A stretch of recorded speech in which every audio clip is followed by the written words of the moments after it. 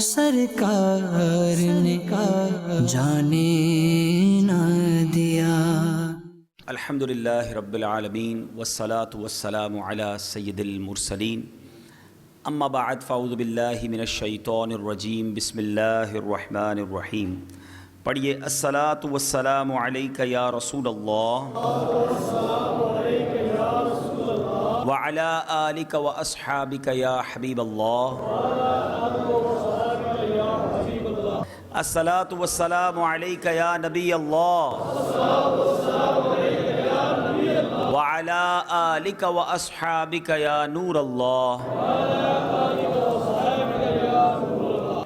میٹھے میٹھے اسلامی بھائیوں، درود پاک پڑھنے کے بے شمار فضائل و برکات ہیں۔ حضرت سیدنا عبد الرحمن بن عوف رضی اللہ تعالیٰ عنہ فرماتے ہیں کہ ایک مرتبہ میں مسجد نبوی شریف میں داخل ہوا تو میں نے سرکار دو عالم صلی اللہ تعالیٰ علیہ وسلم کو مسجد سے باہر نکلتے ہوئے دیکھا۔ میں بھی پیارے آقا علیہ الصلوۃ والسلام کے پیچھے پیچھے آپ کی اتباع میں آپ کے پیچھے پیچھے چلنے لگا۔ میرے آقا علیہ الصلوۃ والسلام نے میری موجودگی کی پرواہ نہ کی، بلکہ باغ کے کونے میں جا کر طویل سجدہ فرمایا۔ اب میں کچھ دیر تو انتظار کرتا رہا کہ ابھی سجدے سے سر اٹھائیں گے، ابھی اٹھائیں گے، سجدہ بڑا طویل ہو گیا۔ اب مجھے یہ فکر ہونے لگی کہ کہیں نبی پاک علیہ الصلوۃ والسلام سجدے ہی کی حالت میں دنیا سے پردہ تو نہیں فرما گئے۔ اتنا طویل سجدہ کہتے میں نبی پاک علیہ الصلوۃ والسلام کے قریب پہنچا اور سر جھکا کر سجدے ہی میں پیارے آقا کے چہرہ انور کو دیکھنے لگا کہ واٹس ہیپننگ، اتنی دیر کیوں ہو گئی ہے۔ اب اسی وقت نبی پاک نے سر اٹھایا اور مجھے دیکھا تو کہا اے عبد الرحمن تمہیں کیا ہوا ہے؟ تو کہا حضور میں اتنی دیر سے آپ کا سجدہ دیکھ رہا تھا، میرے دل میں یہ گمان گزرا کہ کہیں آپ دنیا سے تشریف تو نہیں لے گئے۔ تو پیارے آقا علیہ الصلوۃ والسلام نے فرمایا کہ جب تم نے مجھے باغ میں داخل ہوتے ہوئے دیکھا اس وقت جبریل امین علیہ الصلوۃ والسلام نے مجھ سے ملاقات کی اور انہوں نے مجھے رب عز و جل کی طرف سے خوشخبری دی ہے کہ آپ کا جو امتی آپ پر سلام بھیجے گا اللہ عز و جل اس پر سلام بھیجے گا، اور جو امتی آپ پر درود بھیجے گا اللہ عز و جل اس پر درود بھیجے گا۔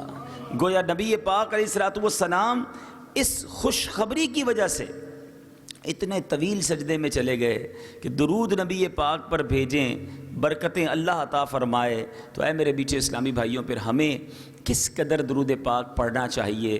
آئیے محبت کے ساتھ بآواز بلند درود پاک پڑھ لیں۔ صلو علی الحبیب صلی اللہ تعالی علی محمد صلی اللہ علیہ وسلم۔ جس صحابی کا میں نے واقعہ سنایا کہ جو نبی پاک علیہ الصلوۃ والسلام کی بارگاہ میں حاضر ہوئے اور پیارے آقا کو فالو کیا اور دیکھا کہ نبی پاک اتنے طویل سجدے میں ہیں، وہ کوئی اور نہیں ہیں، one of the richest and one of the biggest businessman in the history of Islam. صحابہ کرام میں جو سب سے زیادہ بڑے بزنس مین اور امیر صحابہ کرام گزرے، ان میں سے ایک بڑا نام حضرت عبد الرحمن بن عوف رضی اللہ تعالیٰ عنہ ہے۔ چونکہ آج تاجران موجود ہیں تو آئیے میں آپ کو ایک تاجر، ایک امیر اور ایک ایسے صحابی کی بات بتاتا ہوں کہ جنہوں نے اپنی زندگی سرکار دو عالم صلی اللہ تعالیٰ علیہ وسلم کے ساتھ گزاری۔ زندگی کیسے گزاری، پیسہ کیسے کمایا، تجارت کیسے کی، توکل کیسا تھا۔ اے میرے بیچے اسلامی بھائیوں، میں اگر یہ کہوں تو غلط نہ ہوگا کہ اگر ایک بزنس مین کو، ایک بہت بڑے شخص کو کہ جس کو دنیا میں بھی اپنی بہتری لانی ہے اور آخرت میں بھی بہت ساری نیکیاں کمانی ہیں، سیدنا عبد الرحمن بن عوف رضی اللہ تعالیٰ عنہ is one of the example. ان تمام لوگوں کے لیے ایک ایسی مثال ہے کہ اگر ان کو پڑھا جائے، ان کی سیرت کو سمجھا جائے تو بہت کچھ ہم سیکھ سکتے ہیں۔ آج انہی صحابی کے بارے میں کچھ عرض کروں گا۔ یاد رہے 10 صحابہ ایسے گزرے جن کو نبی پاک علیہ الصلوۃ والسلام نے ان کی زندگی ہی میں، دنیا ہی میں جنت کی بشارت عطا فرمائی، جو عشرۂ مبشرہ کہلائے، جن کو دنیا ہی میں نبی پاک نے جنت کی بشارت عطا کر دی۔ کیا خوبصورت بات! امام عشق و محبت، مجدد دین و ملت، پروانہ شمع رسالت، میرے آقا نعمت امام احمد رضا خان علیہ رحمۃ الرحمن اپنے صلاۃ والسلام میں لکھتے ہیں، وہ 10 جن کو جنت کا مژدہ ملا، وہ 10 جن کو جنت کا مژدہ ملا، اس مبارک جماعت پہ لاکھوں سلام۔ ون آف عشرہ مبشرہ حضرت عبد الرحمن بن عوف ہیں۔ یاد رہے حضرت عبد الرحمن بن عوف خود فرماتے ہیں کہ پہلے میرا نام عبد عمر تھا، مگر جب اسلام کی دولت نصیب ہوئی تو نبی پاک علیہ الصلوۃ والسلام نے میرا نام عبد الرحمن کر دیا۔ اب یہاں اس واقعے سے، اس حدیث سے یہ بھی سیکھنے کو ملا کہ برے نام، نبی پاک علیہ الصلوۃ والسلام کی بارگاہ میں جب بھی کوئی ایسا شخص یا کوئی ایسی بچہ لایا جاتا جس کا نام ٹھیک نہ ہوتا، اس کا مطلب کچھ اور نکلتا، تو پیارے آقا علیہ الصلوۃ والسلام اس کا نام تبدیل کر دیا کرتے۔ ایک دو اگزامپل بھی دے دیتا ہوں۔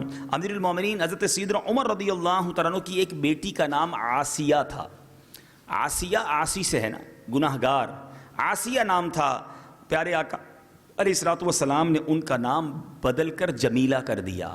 اسی طرح ام المومنین حضرت سیدنا جویریہ رضی اللہ تعالیٰ عنہ کا پہلے نام برہ تھا، نبی پاک نے تبدیل کر کے اس کو جویریہ کیا۔ اچھا، اس سے ہمیں یہ بھی پتہ چلتا ہے کہ ہم اپنے بچوں کے نام کیسے رکھیں۔ ایک عجیب دوڑ لگی ہوئی ہے، ایک عجیب کانسیپٹ ہے کہ بچہ پیدا ہو تو اس کا نام جو ہے وہ یونیک ہونا چاہیے، پورے خاندان میں کسی کا نام نہ ہو، ایسا نام چاہیے۔ اب اس کے لیے جو بھی نام رکھنا پڑے رکھنے کے لیے تیار ہے۔ کچھ لوگ تو فلمی نام رکھ لیتے ہیں، اداکاروں کے نام پہ رکھ لیتے ہیں، جو ٹیلی ویژن پہ نام دیکھا یہ نام ٹھیک ہے وہ رکھ لیا، نہ اس کا معنی معلوم کیا، نہ اس کے بارے میں کوئی حکمت معلوم کی، اور اپنی مرضی سے نام رکھ دیا۔ ایسا نہیں ہونا چاہیے۔ نام رکھیں کسی نبی کے نام پر رکھیں، صحابی کے نام پر رکھیں۔ بچی کا نام رکھیں تو امہات المومنین یا صحابیہ کے نام پر رکھیں تاکہ اس کی برکتیں ہمیں نصیب ہوں۔ یہ دوڑ سے نکل جائیے کہ جناب پورے خاندان میں کسی کا نام نہ ہو۔ اب ہوتا کیا ہے، لوگوں کو علم دین تو ہے نہیں۔ اب ایک کتاب میں لکھا کہ ایک عورت کیا بچی پیدا ہوئی، اس نے کہا بچی کا نام رکھنا ہے قرآن سے۔ قرآن کھولا، سورہ کوثر سامنے آ گئی، انا اعطیناک الکوثر۔ پہلی بیٹی کا نام رکھ لیا کوثر۔ دوبارہ بیٹی پیدا ہوئی، پھر سورہ کوثر کھولی، فصلی لربک وانحر۔ دوسری بیٹی کا نام رکھ لیا ونحر۔ اب ونحر کے معنی تو ذبح کرنا ہے، نحر کرنا ہے، لیکن رکھ دیا نام۔ اب ہوئی تیسری بیٹی پیدا، ان شانئک ھو الابتر۔ اب ابتر نام رکھ دیا۔ اب ابتر کے معنی تو نسل منقطع ہونے والا ہے۔ قرآن کا ہر لفظ کا نام تو نہیں رکھ سکتے نا، قرآن میں تو شیطان کا بھی ذکر ہے، قرآن میں تو خنزیر کا بھی ذکر ہے، تو کیا ہم قرآن کے ہر لفظ پر نام رکھ لیں گے؟ تو اس کے لیے پلیز ٹرائی ٹو انڈرسٹینڈ، نام رکھے جس سے کوئی نسبت حاصل ہو، جس کی برکتیں ملیں۔ سبحان اللہ، نبی پاک علیہ الصلوۃ والسلام فرماتے ہیں قیامت کے دن تم اپنے اور اپنے باپوں کے نام کے ساتھ پکارے جاؤ گے، لہٰذا اپنے نام اچھے رکھو۔ اب باپ اپنے بیٹے کو سب سے پہلا تحفہ، اپنے بچے کو سب سے پہلا تحفہ یہ دیتا ہے کہ اسے اچھا نام دیتا ہے، کیونکہ قیامت کے دن بھی اس کو اسی نام سے پکارا جائے گا۔ آج جو فلمی اداکاروں کے یا عجیب و غریب نام رکھتے ہیں، وہ خود سوچیں کہ جب قیامت میں ساری مخلوق کے سامنے کسی کو محمد کہہ کر پکارا جائے، کسی کو احمد کہہ کر پکارا جائے، کسی کو عبداللہ اور عبد الرحمن کہہ کر پکارا جائے، اور کسی کو جناب ٹونی اور جناب عجیب عجیب نام، جو میں کیا نام لوں، جو رکھے جاتے ہیں، عورتوں کے نام بھی عجیب رکھے جاتے ہیں۔ یہ نہ کریں، اس دوڑ سے نکل جائیں۔ ہم نسبت والے بندے ہیں۔ اب آؤ میں آپ کو بتاتا ہوں، جس کا نام محمد ہوگا، جس کا نام احمد ہوگا، نبی پاک کی تعظیم کی وجہ سے جو اپنے بچے کا نام رکھے گا، پیارے آقا علیہ الصلوۃ والسلام کا فرمان ہے کہ میرے آقا علیہ الصلوۃ والسلام فرماتے ہیں جس کے لڑکا پیدا ہو اور وہ میری محبت اور میرے نام پاک سے تبرک کے لیے اس کا نام محمد رکھے، وہ اور اس کا لڑکا دونوں جنت میں جائیں گے۔ اب بتائیں یہ، اچھا اب ایک محمد ہے تو دوسرا کیوں رکھے؟ تصوف کی دنیا کا سب سے بڑا نام امام غزالی رحمۃ اللہ تعالی، ہر کسی نے نام سنا ہوگا، مگر شاید امام غزالی کا نام آپ کو نہیں پتا ہوگا۔ امام غزالی کا نام محمد، ان کے والد کا نام محمد، ان کے دادا کا نام بھی محمد، محمد بن محمد غزالی، یہ ان کا نام ہے۔ تو کیا حرج ہے اگر گھر میں دو محمد ہوں؟ اب امیر اہل سنت جو ہمارے پیر و مرشد ہیں، وہ کمال طریقہ استعمال کرتے ہیں کہ جب بھی کوئی ان سے لڑکے کا نام پوچھا جاتا ہے، وہ پہلے اس کا نام رکھتے ہیں محمد، اور اب اس کو پکارنے کے لیے کوئی اور نام ساتھ دے دیں، احمد رضا، فیضان رضا، کسی صحابی کے نام دے دیں، تو محمد بھی نام ہو گیا، اور پکارنے کے لیے کوئی نسبت والا نام دے دیا جائے۔ تو بہرحال حضرت عبد الرحمن بن عوف کی سیرت سے چلیں، یہ بھی ایک بدری پھول ملا تھا کہ ان کا نام نبی پاک نے تبدیل کیا، تو میں نے کہا چلیں یہ بدری پھول بھی آپ کو پیش کر دوں۔ اب چلتے ہیں آگے۔ عبد الرحمن بن عوف رضی اللہ تعالیٰ عنہ کو میرے آقا علیہ الصلوۃ والسلام نے، ترمذی شریف کی حدیث ہے، کس طرح جنت کی بشارت دی۔ میرے آقا نے ایک ہی وقت میں 10 صحابہ کے نام، one at a glance, one shot میرے آقا نے نام لیے اور سب کو جنت کی بشارت دی۔ نبی پاک فرماتے سیدنا ابو بکر، عمر، عثمان، علی، طلحہ، زبیر، عبد الرحمن بن عوف، سعد بن ابی وقاص، سعید اور ابو عبیدہ بن جراح رضی اللہ تعالی عنہم اجمعین جنتی ہیں۔ میرے آقا کو کیسا اتھارٹی اور کیسا اختیار رب نے دیا تھا کہ نبی پاک نے دنیا ہی میں انہیں جنت کی بشارت عطا فرمائی۔ نبی پاک علیہ الصلوۃ والسلام نے ایک بار ارشاد فرمایا، میرے بعد جو میری ازواج مطہرات کی چاکری کرے گا وہ الصادق والبار، یعنی سچا اور نیک ہوگا۔ چنانچہ عبد الرحمن بن عوف رضی اللہ تعالیٰ عنہ نے نبی پاک علیہ الصلوۃ والسلام کے بعد، میرے آقا کے دنیا سے پردہ فرمانے کے بعد، حقیقی خدمتگار ہونے کا حق ادا کیا۔ جب بھی امہات المومنین کو کہیں حج کے لیے جانا ہوتا، وہ جانثار اور وفادار سپاہی کی طرح ان کے ساتھ ساتھ رہتے، امہات المومنین کے آرام اور پردے کا خوب اہتمام فرماتے۔ اسی طرح ان کو جو ضروریات دین دنیاوی ہوتی وہ پیش کیا کرتے، اور میرے آقا علیہ الصلوۃ والسلام کی آل کی، نبی پاک کے گھر بار کی خدمت کیا کرتے۔ عبد الرحمن بن عوف جس طرح اہل بیت اطہار کی خدمت ہونے کی وجہ سے الصادق والبار، یعنی سچا اور نیک کا لقب عطا ہوا، اسی طرح صحابہ کرام کی طرف سے آپ کو امین کا لقب بھی عطا ہوا۔ امیر المومنین مولا علی کرم اللہ تعالی وجہ الکریم سے مروی ہے کہ نبی پاک علیہ الصلوۃ والسلام نے فرمایا، عبد الرحمن امین فی السماء و امین فی الارض، یعنی حضرت عبد الرحمن زمین و آسمان میں امانت دار ہیں۔ یعنی ذرا غور کریں، ایک بزنس مین ہے، ایک مالدار شخص ہے، مگر اس کی جو فضائل ہیں، اس کی جو یوں سمجھیے کہ اپریسیشن ہے، نبی پاک علیہ الصلوۃ والسلام کی زبانی بیان ہو رہی ہے۔ ایک اور جگہ میرے آقا علیہ الصلوۃ والسلام فرماتے، عبد الرحمن بن عوف زمین میں اللہ کے وکیل ہیں۔ ذرا غور کریں، اللہ کا وکیل، امانت دار، یہ کیسے القاب ہیں جو نبی پاک سے مل رہے ہیں؟ اب آئیے ان کے مال میں اتنی برکت کیسے ہوئی، ان کی کاروبار میں اتنی ترقی کیسے ہوئی؟ نبی پاک علیہ الصلوۃ والسلام نے ایک بار حضرت عبد الرحمن بن عوف کو دعا دی تھی۔ آقا نے فرمایا، اللہ عز و جل تمہارے مال میں برکت دے اور قیامت کے دن تمہارے حساب میں نرمی فرمائے۔ نبی پاک نے ان کے مال میں برکت کی دعا کی۔ ایک بار پیارے آقا علیہ الصلوۃ والسلام نے صدقے کی ترغیب دی تو عبد الرحمن بن عوف 4000 درہم لائے۔ عرض کی حضور میرے پاس کل 8000 درہم ہیں، 4000 یہ راہ خدا میں حاضر ہیں، 4000 گھر والوں کے لیے چھوڑ آیا ہوں۔ نبی پاک نے دعا دی، اللہ اس میں برکت عطا فرمائے جو تم نے دیا، اور اس میں بھی جو اہل و عیال کے لیے رکھ چھوڑا ہے۔ اس دعا کی برکت دیکھیے، 4000 درہم گھر والوں کے لیے ایک بار چھوڑے تھے، مگر جب دنیا سے گئے تو انہوں نے 2 بیویاں چھوڑیں۔ انہیں ترکے میں ملنے والی مالیت جو ہے 1,60,000 درہم تھی۔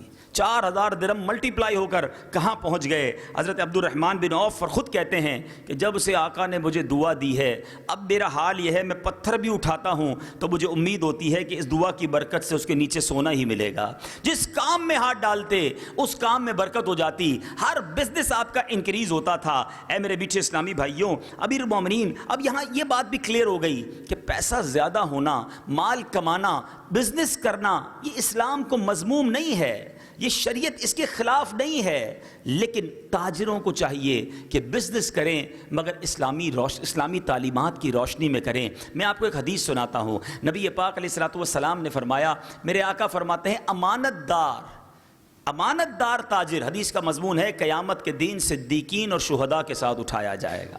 یہ کسی عالم دین اور کسی حافظ قرآن کی فضیلت نہیں بیان کر رہا میں، یہ امانت دار تاجر کی فضیلت ہے کہ سچا امانت دار تاجر ہو وہ قیامت کے دن صدیقین اور شہداء کے ساتھ اٹھایا جائے گا۔ اسی طرح ایک بار حضرت سعد بن ابی وقاص رضی اللہ تعالیٰ عنہ نے نبی پاک علیہ الصلوۃ والسلام سے عرض کی کہ حضور آپ دعا کریں کہ میں مستجاب الدعوات ہو جاؤں، میں جو دعا مانگوں وہ دعا قبول ہو جائے۔ ہم سارے یہ چاہتے ہوں گے۔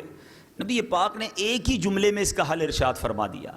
پیارے آقا فرماتے ہیں جس کا مضمون ہے، اے سعد اپنے لقمے، اپنی غذا پاکیزہ کر لو، تم مستجاب الدعوات ہو جاؤ گے۔ ہم جتنے یہاں بیٹھے ہیں نا، ہم سب مستجاب الدعوات ہو سکتے ہیں، ہم سب دعائیں ہماری قبول ہونا شروع ہو سکتی ہیں، بس ہم اپنی کمائی حلال کر لیں، چیک کر لیں کہ کہیں سے اس میں حرام کی آمیزش تو نہیں۔ اغنیاء مالدار بھی جنت میں جائیں گے، مگر آؤ میں بتاتا ہوں جنت میں سب سے پہلا مالدار کون جائے گا؟ نبی پاک علیہ الصلوۃ والسلام نے فرمایا، اول من يدخل الجنت من اغنیائی امتی عبد الرحمن بن عوف۔ میرے آقا فرماتے ہیں امت کے مالداروں میں سب سے پہلے عبد الرحمن بن عوف رضی اللہ تعالیٰ عنہ جنت میں داخل ہوں گے۔ تو ہے میرے بیچے اسلامی بھائیوں، ان کا مرتبہ ایسا تھا کہ مال بہت کمایا مگر سچ کے ساتھ کمایا، ایمانداری کے ساتھ کمایا۔ اور میرے بیچے اسلامی بھائیوں، ان کی زندگی میں ایک عجیب واقعہ بھی ہوا۔ وہ کیا واقعہ تھا کہ عبد الرحمن بن عوف مکی صحابی تھے، یہ مہاجر تھے، انصاری نہیں تھے، یہ مکہ سے مدینہ گئے تھے۔ جب مکے سے مدینہ صحابہ پہنچے نا، عبد الرحمن بن عوف رضی اللہ تعالیٰ عنہ کو پیارے آقا علیہ الصلوۃ والسلام نے حضرت سعد بن ربیع انصاری کے ساتھ جوڑ دیا۔ وہ بھی ایک بزنس مین تھے، تو حضرت عبد الرحمن بن عوف کو جوڑ دیا۔ عبد الرحمن بن عوف مکے میں بھی ویل آف تھے، مگر جب مدینہ پاک آئے تو اب کچھ بھی نہیں تھا، ایمپٹی ہینڈڈ تھے۔ جب ان دونوں کو جوڑ دیا تو اے میرے میٹھے اسلامی بھائیوں، اب انہوں نے کیا کیا؟ حضرت سعد بن ربیع انصاری رضی اللہ تعالیٰ عنہ نے انہوں نے پہلے تو اپنا آدھا مال نکالا، حضرت عبد الرحمن بن عوف کو دے دیا، بلکہ ایک ایسی مثال قائم کی کہ تاریخ میں اس کی مثال نہیں ملتی۔ حضرت سعد کہتے ہیں اے عبد الرحمن، میری 2 بیویاں ہیں، ان دونوں میں سے آپ کسی ایک کو پسند کر لیں، میں اسے طلاق دے دیتا ہوں، آپ اس سے بھی شادی کر لیں تاکہ آپ کا گھر بھی ہو جائے، کچھ مال بھی ہو جائے، آپ گھر والے بھی ہو جائیں۔ اللہ غنی، خودداری کیسی تھی! حضرت عبد الرحمن بن عوف نے نہ یہ آفر قبول کی، نہ آدھا مال قبول کیا۔ آپ نے کہا کہ ایسا کرو کہ مجھے صرف بازار کا راستہ بتا دو، بازار کدھر ہے، کاروبار کرنا مجھے آتا ہے۔ 1 روپے کی آفر قبول نہیں کی۔ فرام دا زیرو ہی اسٹارٹ اگین۔ اور اللہ نے پھر ون آف دا richest personality of Medina Munawwarah انہیں بنا دیا، کیونکہ انہیں کاروبار کرنا آتا تھا، اور آپ کاروبار کا ایک زبردست طریقہ بتاتے تھے۔ خود فرماتے ہیں کہ میرے کاروبار کی برکت کی ایک وجہ یہ ہے کہ میں نفع تھوڑا رکھتا تھا، تھوڑے پروفٹ پر مال زیادہ بیچتا تھا، تو چونکہ میرا والیوم زیادہ ہوتا تھا اللہ مجھے اس پہ برکت عطا کر دیتا تھا۔ آج بھی جو بڑے بڑے بزنس مین ہیں وہ اسی فارمولے پر عمل کرتے ہیں، آپ زیادہ پروفٹ رکھ لیں تو آپ کی سیل کم ہو جائے گی، آپ اپنے سیل والیوم کو بڑھا دیں، پروفٹ ریشیو کم رکھیں، ایمانداری سے کام کریں، سچائی کے ساتھ کام کریں، اللہ اس میں برکت ڈال دیتا ہے۔ تو بہرحال میرے بیچے اسلامی بھائیوں، سیدنا عبد الرحمن بن عوف رضی اللہ تعالیٰ عنہ کی سیرت ہم سب کے لیے بہت سارے مدنی پھول لیے ہوئے ہے۔ بعض اوقات چلتا کاروبار ڈاؤن ہو جاتا ہے، بہت سارے بھائی بیٹھے ہیں، چلتا کاروبار ڈاؤن ہو جاتا ہے، مایوس سے ہو جاتے ہیں۔ سب سے پہلے مایوسی اپنی ڈکشنری سے نکال دیجئے اور اللہ پر بھروسہ رکھیے۔ اگر اس نے بہت دن اچھا رکھا ہے اور کچھ دن آزمائش آئی ہے تو اس آزمائش پر ثابت قدم رہیں، شکوہ نہ کریں، شکایت نہ کریں۔ آج ہم جتنے بھی یہاں موجود ہیں ہم کروڑوں سے اچھے ہیں، کروڑوں لوگ ایسی تمنا رکھتے ہیں جیسی میں اور آپ لائف گزارتے ہیں، لیکن کبھی کاروبار میں تھوڑا سا لاس ہو جائے، تھوڑی سی پریشانی ہو جائے، ہماری زبان پر شکوے اور شکایت شروع ہو جاتے ہیں۔ شاعر لکھتے ہیں نا، زبان پر شکوے رنج و علم لایا نہیں کرتے، نبی کے نام لیوا غم سے گھبرایا نہیں کرتے۔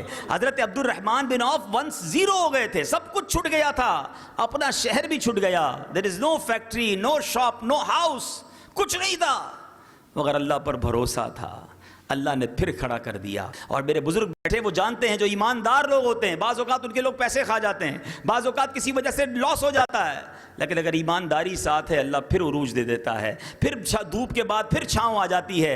ہمت نہیں ہارنا چاہیے، حرام کی طرف نہیں جانا چاہیے۔ مگر آج تھوڑی سی تنگی ہو، تھوڑا سا پیسے کم ہو جائیں، اچھا پرابلم یہ ہوتا ہے کہ ہم حرام کی طرف نارملی کیوں جاتا ہے مسلمان؟ 2-3 وجوہات ہوتی ہیں۔ ایک وجہ یہ ہوتی ہے کہ ہم اپنے سے اوپر والے کو دیکھ رہے ہوتے ہیں، یار میرے ساتھ ہی کاروبار شروع کیا، ابھی تک میں ایک ہی فیکٹری پہ ہوں، اس کی 4 فیکٹریاں ہو گئیں، میرا وہی جناب 2 کنال کا گھر ہے، اس نے جناب 6 کنال کا گھر بنا لیا، میں اسی ایک گاڑی میں گھومتا ہوں، اس کے گیریج میں 10 گاڑیاں کھڑی ہیں، میں سال میں 1 بار باہر جاتا ہوں، یہ سال میں 6 بار باہر جاتا ہے، میں اکانومی میں سفر کرتا ہوں، یہ بزنس کلاس میں سفر کرتا ہے، اس کے موبائل جب دیکھو چینج ہوتے رہتے ہیں۔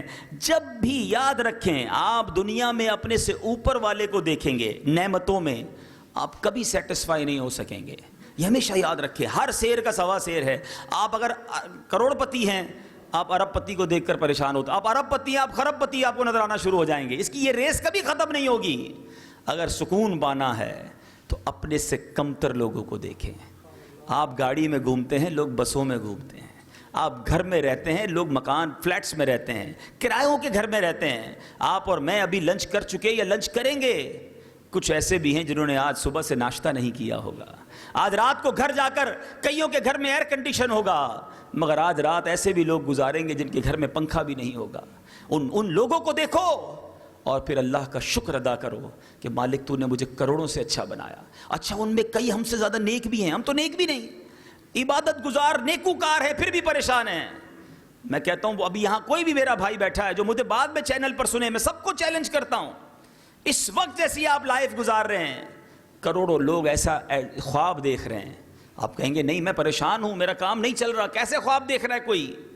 آپ اپنے پیروں پر چل کر آئے ہیں، آئیے ہاسپٹل پر۔ میں ابھی آپ کے پاس آنے سے پہلے ایک بائی پاس کے آپریشن والے سے مل کر آ رہا ہوں، ان کے ڈائلسس بھی ہو رہا ہے، ان کے بائی پاس بھی ہوا، بائی پاس کے بعد ان کو کھانسی ہوئی، ان کے ٹانکے پھر کھل گئے، پھر 8 گھنٹے کا ان کا آپریشن ہوا۔ میں تو دیکھتا رہ گیا کہ اللہ نے مجھے کتنی نعمتیں دی ہیں، مجھے کتنی صحت دی ہے، میں نے اللہ کا کتنی بار صحت پر شکر ادا کیا۔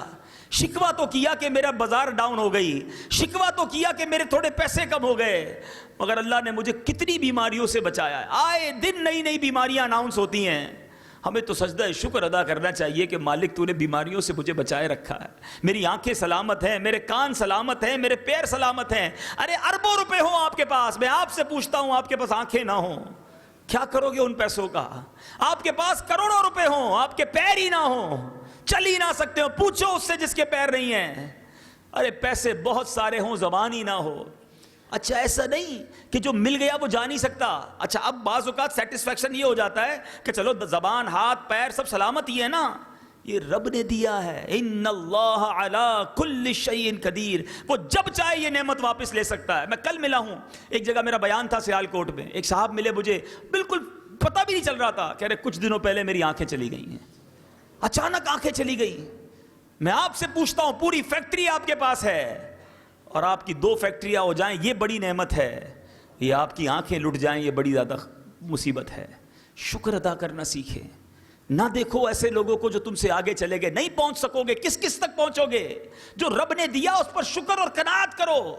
اگر شکر اور قناعت نصیب ہو گیا تو پھر کبھی حرام کی طرف ذہن نہیں جائے گا، پھر کبھی ناشکری کی طرف ذہن نہیں جائے گا، پھر کبھی لوگوں سے ریس لگانے کی طرف ذہن نہیں جائے گا۔ کتنی ریس لگائیں گے، ایک دن سب چھٹ جائے گا اور ہم سب قبر میں پہنچ جائیں گے۔ قبر میں کوئی تجوری نہیں ہے، کفن میں کوئی جیب نہیں ہے، وہاں میں نے اور آپ نے اپنے اعمال لے کر جانے ہیں۔ مجھے یہ تو فکر رہتی ہے کہ برابر والے نے اتنا بڑا گھر بنا لیا، اس نے اتنی بڑی فیکٹری بنا لی، مجھے یہ فکر کیوں نہیں ہے کہ وہ تہجد پڑھتا ہے میں نہیں پڑھتا، وہ قرآن روز پڑھتا ہے مگر میں نہیں پڑھتا۔ ارے میں ایک دوست سے ملا کہ جناب جو روزانہ نوافل پڑھتا ہے، کبھی تو دل میں خیال آیا ہو کتنا خوش نصیب ہے یار، میں بھی اب روز کے کچھ نوافل پڑھوں گا۔ اس سے ریس نہیں لگانی ہے، ریس اس سے لگانی ہے جس نے نئی مرسڈیز لے لی ہے، جس نے نئی کرولا لے لی ہے، جس نے نئی فارچونر لے لی ہے، اس کو دیکھ کر ٹینشن ہوئی۔ مجھے اس کو دیکھ کر ٹینشن کیوں نہیں ہوئی جو رمضان میں پورا قرآن پاک 2 بار ختم کرتا ہے؟ غور کیجئے نا، کبھی تو فکر ہو کہ یار یہ کاروبار کے ساتھ ساتھ دین کا کام بھی کرتا ہے، میں بھی یہ کام کروں تاکہ میں کاروبار کے ساتھ ساتھ جنت بھی کما لوں۔ اس کو دیکھ کر کبھی ہمیں رشک نہیں آتا۔ خدارا اپنی لائن آف ایکشن کو درست کیجئے، ہماری ڈائریکشن ٹھیک نہیں ہے، ہم دنیا ہی کے پیچھے دوڑی جا رہے ہیں، اور ایک دن اس دوڑنے والے کے لیے اعلان ہوتا ہے کہ فلاں حاجی صاحب کا انتقال ہو گیا ہے۔ کئی لوگ گھر بناتے ہیں، گھر میں جانے سے پہلے قبر میں پہنچ جاتے ہیں۔ ایک بار میں ہانگ کانگ میں تھا، مدنی قافلے میں گئے تھے، ایک بھائی نے مجھے بتایا، ایک صاحب تھے ہانگ کانگ میں، 35 سال، اپنی زندگی کے 35 سال اس بندے نے وہاں نوکری کی، پیسے بھیجتا رہا، پنجاب کے اسلامی بھائی تھے، پیسے بھیجتا رہا۔ اچھا وہاں کیا کرتے تھے؟ چوکیداری، وہاں چوکیداری کرتے تھے، چوکیداری کر کے اچھے پیسے بنتے تھے، یہاں بھیجتا گیا، ادھر کوٹھی بن گئی، لیکن آ نہیں پائے، یہاں چوکیدار رکھا، اس کوٹھی پر چوکیدار، خود ہانگ کانگ میں چوکیدار۔ آخر کار گھر والوں نے کہا ساری زندگی گزار لی، اب تو کوٹھی بھی بن گئی، اب تو آ جاؤ۔ اب اس نے سارے دوستوں کو جمع کیا، کہا میں نے بہت محنت کر لی، اب میرا گھر بھی بن گیا، now my future is so bright, I have to go, میں تیار ہوں اب جانے کے لیے۔ فیئر ویل پارٹی ارینج کی گئی، PIA Pakistan international air line میں اس نے اپنا پورا سامان بک کرایا، فلیٹ خالی کیا، رات کو پارٹی ہونی تھی، صبح واپسی ہونی تھی۔ رات پارٹی کے دوران ہی اسے ہارٹ اٹیک ہوا، اسی پارٹی کے دوران اس کا انتقال ہوا۔ جس فلائٹ میں اس کے سامان نے آنا تھا اسی فلائٹ میں اس کی میت آئی۔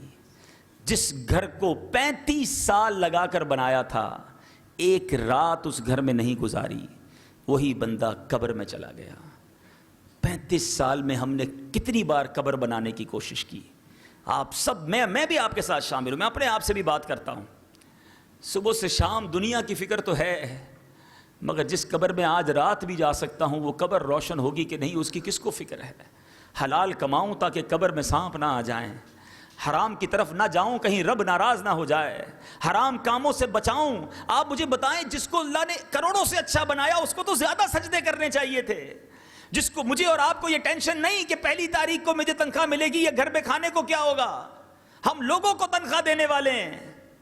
ارے اللہ نے جس کو اتنی فیسلٹیز دی ہیں اس کے تو سجدے زیادہ ہونے چاہیے تھے, اس کی تو عبادتیں اور شکر زیادہ ہونا چاہیے تھا. مگر ہم عجیب لوگ ہیں, وہ نعمتیں بڑھاتا ہے ہم نافرمانیاں بڑھاتے ہیں, وہ رحمتیں بڑھاتا ہے ہم اس سے دور ہوتے چلے جاتے ہیں. دنیا میں ہمیں کوئی اچھا گفٹ دے دے, کوئی ایک بار اچھا برتاؤ کر دے, ہم اس کے تھینکسفل ہو جاتے ہیں کہ نہیں جناب یہ بندہ جو ہے میرے ساتھ کتنا اچھا اس نے برتاؤ کیا, اب میں اس کو کبھی ناراض نہیں کروں گا. دنیا میں تو ہم یہ ضرور کرتے ہیں, ہمارا کسٹمر اچھا آرڈر دے دے, ہمارے کسٹمر اچھی پرائز دے دیں, ہم آلویز تھینکسفل ہو جاتے ہیں. اللہ مجھے اور آپ کو نعمتیں دیتا ہے, ہم نافرمان ہو جاتے ہیں. یہ کیسی زندگی ہے. اور دوسری وجہ جس کی وجہ سے ہم حرام کی طرف, مسلمان حرام کی طرف چلا جاتا ہے, ایک وجہ تو میں نے بتا دی کہ ہم اپنے سے نعمتوں میں آگے والے کو دیکھتے نہیں, اپنے سے پیچھے والوں کو دیکھیں, سکون بھی آ جائے گا, صبر بھی آ جائے گا, شکر بھی آ جائے گا. اور دوسری بات, اللہ پر بھروسے کی کمی ہے. ہمیں سب پر بھروسہ ہے, ہمیں رب پر بھروسہ نہیں ہے. حالانکہ پالنے والا وہ ہے, پیدا کرنے والا وہ ہے, بنانے والا وہ ہے, مگر بھروسہ نہیں ہے. بندہ حرام کی طرف چلا, صبر تو کرتا. ایک جملہ بچپن سے سنتے آ رہے ہیں, دانے دانے پہ لکھا ہے کھانے والے کا نام. جملہ زبان پر ضرور ہے مگر دل میں نہیں ہے. اگر یہ ہوتا نا تو کیوں حرام کرتا, کیوں جھوٹ بولتا, کیوں ملاوٹ کرتا, کیوں کسی کو دھوکہ دیتا. ارے جب میرے نصیب میں لکھا ہے وہ مجھے مل کر رہے گا تو میں کیوں رانگ وے اختیار کروں گا. میرے میٹھے اسلامی بھائیوں, ایک بات یاد رکھ لیجئے کہ جو میرے اور آپ کے نصیب میں ہے وہ کوئی چھین نہیں سکتا, اور جو میرے اور آپ کے نصیب میں نہیں وہ کوئی ہمیں دے نہیں سکتا. جو میرا ہے وہ مجھے مل کر رہے گا. میں توجہ نہ کروں کہ اس کو کیوں مل گیا, میرے نصیب میں ہوگا مجھے بھی ملے گا اور حلال ملے گا. لیکن بس وہ جلد بازی, وہ توکل کی کمی. حدیث پاک کا مضمون ہے, میرے پیارے آقا علیہ الصلوۃ والسلام ارشاد فرماتے ہیں, اگر تم اللہ پر بھروسہ کرو جیسا بھروسہ کرنے کا حق ہے تو وہ رب کریم تمہیں پرندوں کی مانند رزق عطا فرمائے گا, جو صبح گھر سے بھوکے نکلتے ہیں رات پیٹ بھر کر آتے ہیں. ہمارا توکل تو بڑا عجیب ہے. آپ نے کبھی بقرعید کے دن آتے ہیں, ہم جانور کو کھانا کھلاتے ہیں, کبھی دیکھا کہ اپنے گائے یا بکرے کو کھانا کھلایا, اس نے ٹوکری سنبھال کے سائڈ پہ رکھ لی کہ دوپہر کو تو کھلایا, رات کو کیا کھاؤں گا. اس کو رات کی پرواہ نہیں, اس کو پتہ ہے جس رب نے دوپہر کو کھلایا وہی رات کو کھلائے گا. مگر ہماری ٹینشن ہی ختم نہیں ہوتی کہ سال بعد کیا ہوگا, اگلے سال آرڈرز ملیں گے نہیں ملیں گے, اگلے سال سیزن لگے گا نہیں لگے گا, ایکسپورٹ اگلے سال کتنا ہوگا, 5 سال بعد میرے بچوں کا کیا ہوگا, 10 سال بعد بچی کی شادی کا کیا ہوگا. اتنی فکریں پال رکھی ہیں. حالانکہ جو رزق لکھا ہے وہ مل کر رہے گا. جس رب نے بچے دیے ہیں وہی ان کی شادی کے انتظام بھی وہی فرمائے گا. یہ ٹینشن میری اور آپ کی نہیں, ٹینشن جو لینے والی ہے وہ لیتے نہیں ہیں. ایمان سلامت رہے گا یا نہیں اس کی ٹینشن نہیں ہے. خدا را اپنے رب پر بھروسہ رکھیں. آخری بات, اعلیٰ حضرت امام اہل سنت سے کسی نے پوچھا کہ حضور یہ جو لکھا ہے دانے دانے پہ لکھا ہے کھانے والے کا نام, یہ کیا صحیح ہے؟ تو امام اہل سنت نے کمال جواب ارشاد فرمایا. آپ فرماتے ہیں دانہ تو بڑی چیز ہے. اب بڑی پیاری اگزامپل دی انہوں نے, جیسے چاول ہے اس کا دانہ بڑا ہوتا ہے نا, گندم ہے اس کا دانہ تھوڑا سا بڑا ہوتا ہے. اگر گندم کا آٹا بن جائے, چاول کا آٹا بن جائے تو اس دانے کے تو کئی ذرے ہو گئے. ہو سکتا ہے کچھ ذرے الگ روٹی میں چلے جائیں, کچھ ذرے الگ روٹی میں چلے جائیں. ایک روٹی بھی ہو تو اس کے ہم بعض اوقات 4 ٹکڑے کر کے 4 دوستوں کو دیتے ہیں. اعلیٰ حضرت فرماتے دانہ نہیں, دانے کے جس ذرے کو تم نے کھانا ہے اس ذرے پہ تمہارا نام لکھا ہے. اور پھر ایک ایگزامپل کے ذریعے سمجھایا. فرماتے بنگلہ دیش میں وہاں کے تاجران جو ہیں, وہاں کے لوگ چاول بہت کھاتے ہیں. کا ایک بنگلہ دیش کا بزنس مین تھا, بہت ویل آف تھا. ایک بار وہ کھانا کھا رہا تھا, اس کو چھینک آئی تو چاول کا دانہ اس کے دماغ میں چڑھ گیا. اس نے بڑے ڈاکٹرز کو دکھایا, بڑا علاج کروایا, افاقہ نہیں ہوا. درد ہوتا رہا مگر وہ دانہ نہ نکل کے دیا. کئی سال گزار دیے. وہی بنگالی بزنس مین مکہ پاک گیا. کعبہ مشرفہ کے سامنے جب پہلی بار پہنچا اسے ایک زور کی چھینک آئی. وہ دانہ جو نہ جانے کتنے سال سے دماغ میں چڑھا ہوا تھا وہ اس کی چھینک کے ذریعے زمین پر گرا. جیسے ہی گرا ایک کبوتر آیا اٹھا کر لے گیا. اعلیٰ حضرت نے فرمایا اس دانے پر اس کبوتر کا نام لکھا تھا. کئی سالوں تک اس دانے کی یہ حفاظت کرتا رہا. مکہ پاک پہنچانا تھا اور اس کبوتر نے کھانا تھا. یہ سب ہمارے لیے سبق ہے. یہ آرڈر چلا گیا تو میں ہاتھ ملتا رہ گیا, یہ کنسائنمنٹ مجھے نہیں ملی, یہ پلاٹ نہیں ملا, بڑا اچھا ڈیل تھی تھوڑے پیسوں کے لیے رہ گئی, میری جگہ دوسرا لے گیا. افسوس کرنا چھوڑ دیں. جو میرے نصیب میں ہے مجھے مل کر رہے گا. اللہ پر بھروسہ رکھیں. بعض اوقات دعائیں قبول نہیں ہوتی, بعض اوقات ہماری وشز پوری نہیں ہوتی تو لوگ عجیب سی باتیں کرتے ہیں. یہ باتیں کرنا چھوڑ دیں, اللہ پر بھروسہ رکھیں. اگر نہیں ہوا تو یہ میرے رب نے نہیں کیا نا, میرا رب مجھ سے بہتر میرے بارے میں جانتا ہے. وہ ماں سے زیادہ مجھ سے محبت کرنے والا ہے, وہ میرے لیے بہترین فیصلہ کرنے والا ہے. اپنے باپ اور اپنی ماں پر تو یقین ہے, ہمیں رب پر یقین کیوں نہیں ہے؟ ہمیں اپنے مولا پر یقین ہونا چاہیے. ایک ایگزامپل کے ذریعے بات سمجھا کر اپنی گفتگو ختم کرتا ہوں کہ مثال کے طور پہ آپ کا کوئی چھوٹا بیٹا ہو, چھوٹا بھائی ہو, اور اس کا گلا خراب ہو, بخار ہو, اسے انفیکشن ہو گیا ہو, اور وہ آپ کے سامنے کہے کہ بھائی جان, والد صاحب مجھے آئس کریم کھانی ہے, I want to drink a cold drink. آپ پلائیں گے اسے؟ کیوں؟ رو رہا ہے وہ آپ کے سامنے, گر گڑا رہا ہے. کوئی آپ کا دوست دیکھ رہا ہو کہ یار آپ کا بچہ رو رہا ہے, آپ ٹھنڈا پانی کیوں نہیں پلا رہے, آئس کریم دلا دو نا, اتنے ظالم ہو گئے ہو. تو آپ کیا کہیں گے؟ مجھے پتا ہے اس کو کب کیا دینا ہے. ابھی آئس کریم دینا اس کے لیے نقصان دہ, اس کو رونے دو. اس کو رونے دینا اس کے لیے اچھا ہے, اس کی بات نہ ماننا اس کے لیے بہتر ہے. ایسا ہی ہے, ایسے ہی کرتے نا ہم. اب میرا سوال یہ ہے کہ آپ کو والد ہو کر پتا ہے بچے کو کب کیا دینا ہے, میرے رب کو نہیں پتا مجھے کب کیا دینا ہے. میں 15 سال سے رو رہا ہوں مولا مجھے بیٹا دے دے, میں 15 سال سے رو رہا ہوں مولا میرے کاروبار میں برکت دے دے, میرا فلاں مسئلہ حل کر دے, نہیں ہو رہا. تو کیوں بھروسہ نہیں رکھتے کہ میرا مالک مجھ سے بہتر فیصلہ کرنے والا ہے؟ وہ اگر نہیں کر رہا یہی میرے لیے بہتر ہے. یہ ہے رب پر بھروسہ, یہ ہے رب پر یقین. تمہیں اپنے اوپر بھروسہ ہے کہ بچے کو کب کیا دینا ہے. جس نے مجھے بنایا, جو میرا خالق ہے, وہ نہیں دے رہا, وہی بہتر ہے. میں اس کے فیصلوں پر راضی رہوں. جس دن یہ سیکھ لیا آپ نے, آپ ٹینشن میں نہیں رہیں گے, آپ کا بلیف مضبوط ہو جائے گا, آپ کو جو مل رہا ہے آپ اس پر خوش ہونا شروع ہو جائیں گے. تو بہرحال یہ چند باتیں آج عرض کرنی تھیں, اور یہی پیغام دعوت اسلامی کا ہے کہ ہم رب عز و جل پر پکا بھروسہ کر لیں. ہم فقط رزق حلال کو فوکس کریں, ہم رزق حرام سے اپنے آپ کو بچائیں, اور اللہ کے بتائے ہوئے راستے پر عمل کریں. صحابہ کرام کی سیرت کو فالو کریں. انشاءاللہ زندگی میں بہت کچھ سیکھنے کو مل جائے گا. اسے نہ دیکھو کہ وہ ملاوٹ کر کے کام کر رہا ہے, اسے نہ دیکھو کہ وہ جھوٹ بول کر کما رہا ہے تو میں بھی یہ کام کروں گا. اسے اپنی قبر میں جانا ہے, تمہیں اپنی قبر میں جانا ہے. اپنی قبر میں جا کر اپنے اعمال کا ہمیں حساب دینا ہے. ہم اپنے اعمال کی, اپنی روزی کی اور اپنی زندگی کی فکر کریں. اللہ مجھے بھی اپنی آخرت کی تیاری کی توفیق عطا فرمائے, آپ کو بھی یہ جذبہ نصیب فرمائے. اور اب تو بڑا پیارا مہینہ ماہ رمضان آ رہا ہے. میں آپ سے گزارش کروں گا اس مہینے میں ایک تو خود خوب عبادتیں کرنی ہیں,